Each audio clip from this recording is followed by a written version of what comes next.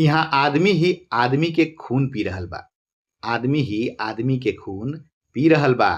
आत्मा त मर चुकल बा। आत्मा त मर चुकल बा। खाली शरीर जी रहल बा। खाली शरीर जी रहल बा। यहाँ आदमी ही आदमी के खून पी रहल बा। भूख प्यास सब मिट गइल बा। भूख प्यास सब मिट गइल बा। पूंजी त कहिए लुट गइल बा।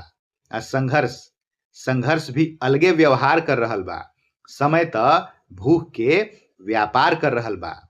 आ इहाँ जे राह भटक गइल बा उहे राह देखावे के ठेकेदार बनल बा। आ लिखे वाला लिख के मिटा रहल बा। लिखे वाला त लिख के मिटा रहल बा। का जाने कैसन इतिहास बना रहल बा। यहाँ रोशनी के कैद करे वाला यहाँ रोशनी के कैद करे वाला अपने नजर से गिर रहल बा।